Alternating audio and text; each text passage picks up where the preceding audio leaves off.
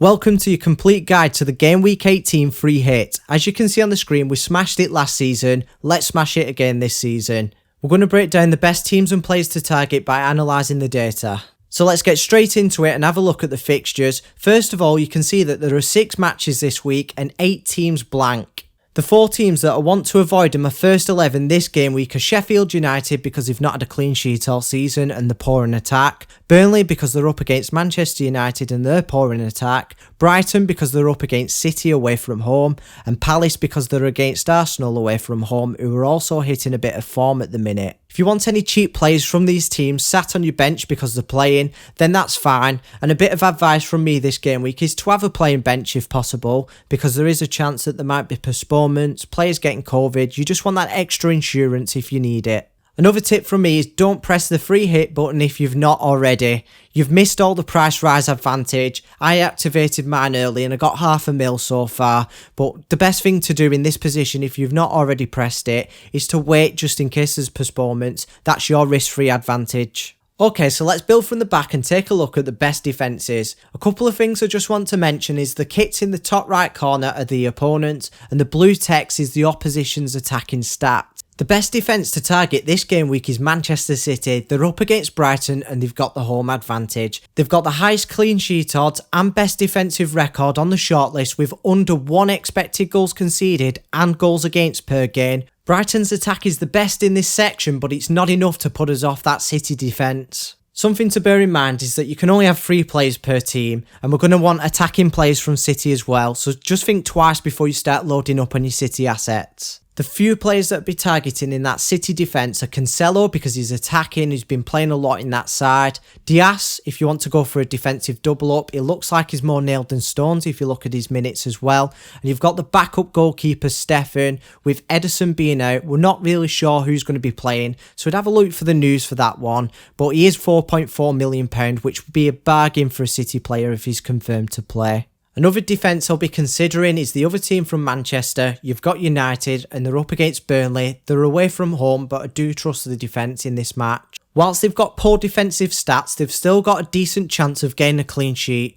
and Burnley are lacking in attack. This is displayed with them getting less than 1 expected goal per game so far this season. They've also registered only just over a goal for every 2 games played. The backline has a couple of good options. You've got Maguire and Wan-Bissaka. They're both nailed and they get the odd attack in return. I'm not considering any of the goalkeepers because it might be De Gea or Henderson that plays. None of them are guaranteed, so I'm going to stay away from that one. The next team on the shortlist is Arsenal. They're up against Crystal Palace and they've got the home advantage. I wouldn't usually consider any of their players, but they've hit some good form lately, so it's worth having a look at. The probability of them getting a clean sheet is pretty good. They've got a solid defensive record this season. They've only got just over 1 expected goals conceded and goals against per game on average. The Palace attack has been nothing special in terms of creating chances. They've only got 1 expected goal per game and they've been outperforming that by 0.3, which is definitely not sustainable. The player I'm mainly considering from the Arsenal defence is Tierney. He's very attacking, he got 18 points in his last match, he got a goal, an assist and a clean sheet. He's only 0.2 million more than Bellerin at the minute, and I feel like he offers much more value. You've also got Leno as a goalkeeper for around £5 million, but I think Tierney is the best one to go for. And the last on the defensive shortlist is Newcastle. They're up against Sheffield United away from home, and I understand they've not got the best defence. They're averaging around 3 expected goals conceded and goals against for every 2 games played. But I believe the clean sheet odds are underrated this week because Sheffield United have the worst attack in the league. They're averaging less than 1 expected goals per game and only have 1 goal for every 2 games played. Usually I'd be favouring a Wolves defender over a Newcastle one, but if you look at their opponents, Sheffield United don't have the attack that Everton have. Anyway, from the Geordies backline, you've got a few options. The manager has said that Darlow will be playing as the first team goalkeeper for only £5 million in your team. You've got Fernandes, who's nailed in that back line for £4.7 million, and you've got a cheap option in Yedlin as an attacking fullback. He's just recently got back into the team. So for this next bit, you might want to get your pen and paper ready and just pause the video if you need to. We're going to recap the best defenders and goalkeepers really quickly. So from Manchester City, you've got Cancelo, Diaz and Stefan if he's confirmed to play. From Manchester United, you've got Maguire and Wan-Bissaka. From Arsenal, you've got Tierney and Leno. And from Newcastle, you've got Darlow, Fernandes and Yedlin. One thing I just want to suggest before we move on to the next section is just not to put all your eggs in one basket. It's better off to have a balanced defence because it's quite hard to predict clean sheets. Now let's compare the midfielders and forwards. First of all, we're going to have a look at the premium players. These players have a higher ceiling than your defenders, so make sure you optimise your big hitters. A couple of things I just want to note. There's slightly more importance to the goals odds and stats than the assist because you get more points for a goal than you do for an assist in FPL. Another thing, the prices that I will mention later, the underlying stats and the odds might change after the video has been recorded. The first player on the shortlist is Kevin De Bruyne for £11.6 million. He's usually reliable, that's been the case for the past 2 seasons. His goal odds are good, but he does score a low amount of goals per 90 minutes. He has the best assist odds by quite a margin, and he averages over 1 assist for every other game played. He's got the best non-penalty expected goal involvement. He might be on penalty duty, it's not quite guaranteed because it depends if Aguero plays, but if he's not playing he will be on penalties, and he is very safe from rotation. He did register a goal and an assist in his last match against Chelsea as well. The next player on the shortlist is Bruno Fernandes for £11.2 million. He's got decent goal and assist odds. He's averaging 3 goals for every 4 games played, which is a lot. He's got around an assist for every other game played. His non-penalty expected goal involvement is up there and he's on penalties. He keeps hauling. He's got 7 returns in his last 4 games and he's been very reliable since he's come to the Premier League. The next player on the list is Harry Kane for £11 million. His goal odds are the joint highest and his assist odds are surprisingly low because he averages almost 7 assists in every 10 games played. His goals per 90 minutes is high too. He's got the second best non-penalty expected goal involvement. He's on penalties. He's got impressive numbers this season and he got a goal and an assist in his last match against Leeds. The last premium attacking player on the shortlist is Raheem Sterling for £11.4 million. His goal odds are the joint highest, his goals per 90 minutes isn't the best, and his assist odds are alright. He is only averaging 1 assist in every 4 games played though. His non-penalty expected goal involvement is less than 1 every other game, so whilst his odds are good, he's got poor underlying stats. He probably will play, he won't be on penalties, he has returned in his last 4 games though. Moving on to the mid-range attacking players. One thing you can see on here is that all the players have high goal odds which are matching up to the premiums. The first player on this shortlist is Riyad Mahrez for £8.1 million. His assist odds are better than most premiums too. His goals per 90 minutes average 1 for every other game played. His assists per 90 minutes aren't that much, but he has got the best non-penalty expected goal involvement in the mid-range joint with Son. I know it looks like there's a bit of an error on the non-penalty expected goal involvement stats. The players are actually level on 0.61 and 0.51. There is a risk with Mahrez if he plays or not. I don't know if he will do. He is a bargain if he plays, and another bargain if he plays is Sergio Aguero. You could upside chase him. They're both explosive players when they're fit. It's just a big risk. The next 3 players have a low probability of obtaining an assist. You've got Son Heung-min for £9.7 million.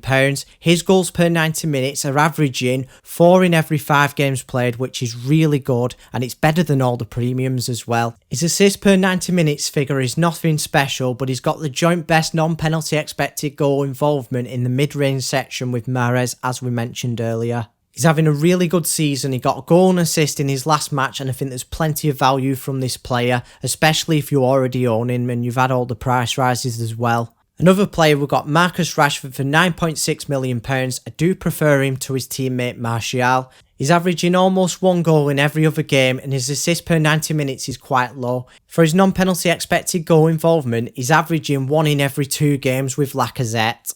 The question you've got to ask is, for £9.5 million, is he reliable or worth considering? I don't know the answer to that question, but for me he's not at the top of my list. The last player in this section is Alexander Lacazette for £8.2 million.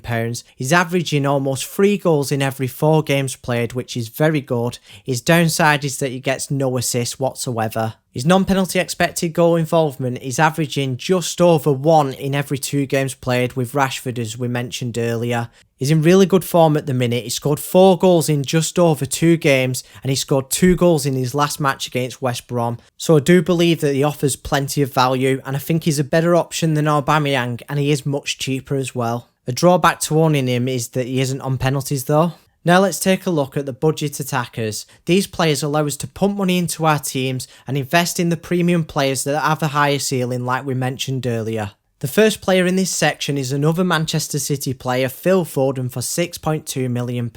His goals and assists odds are similar and they're matching up to the premium odds as well. He offers good value and he's cheap, but the big drawback on this is that he's at risk from Pep Roulette. And if you don't know what that means, it just means that he's at a high risk of rotation. He's averaging a goal every other game and his assists are pretty good for his price. He did score a goal and obtain an assist in his last match against Chelsea as well. You've got the Newcastle attacker for £6.5 million, Callum Wilson. His goal odds are good and he's got over 1 goal for every 2 games played. His assists per 90 minutes are alright as well. His odds of getting an assist are pretty poor, but his goal odds compensate for that anyway. His non-penalty expected goal involvement is pretty low, but it's weighted heavily on goals as we expected from a forward, and that's better for FPL. He is on penalties as well, which is really good for this budget. As we already know, Sheffield United have failed to keep a clean sheet this season, and Wilson tends to be involved in the Newcastle goals, so that is really good for him. For just £4.4 million, you've got Smith Rowe. Alright, he's got a low chance of returning, but he is dirt cheap. His goals per 90 minutes don't exist, it's because he's played 200 minutes. But he is averaging 4 assists for every 5 games played. He got 3 assists in his last 2.5 matches and 3 clean sheet points, so there's plenty of value there. And the last player in this section is Saka for £5.3 million.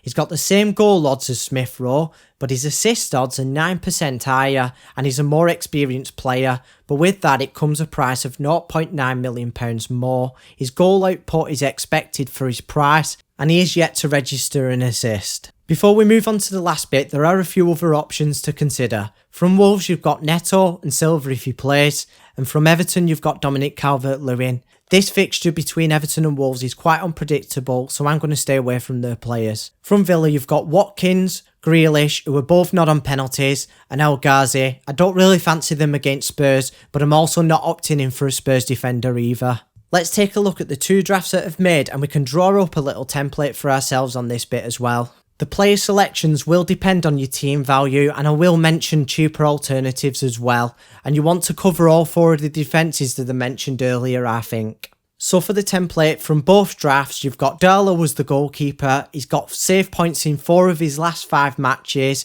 and he covers the Newcastle defence against Sheffield United. He gets the odd bonus point here and there as well. You've got Tierney in the defence. Tierney is attacking and he covers the Arsenal defence against Crystal Palace. You've got Maguire from Manchester United. He covers their defence against Burnley and he's good on set pieces. You've got Cancelo from Manchester City. He's another defender. He's attacking and he's been playing in their fixtures. Then you've got a blank spot, and really in this blank spot you could have Diaz or Saka. Diaz allows you to double up on the best defence whilst Saka is a budget enabler. In the midfield, you've got Kevin De Bruyne, who allows you to triple up on Manchester City. United's best attacker, Bruno Fernandes. We've got plenty of value in Son Heung-min, who is a better option than Rashford this week, I think. And there's another blank spot where you've got a choice between Kane and Sterling. Kane is having a brilliant season, but Sterling allows you to have a second City attacker as well. And leading the line, you've got Lacazette, who is in top form,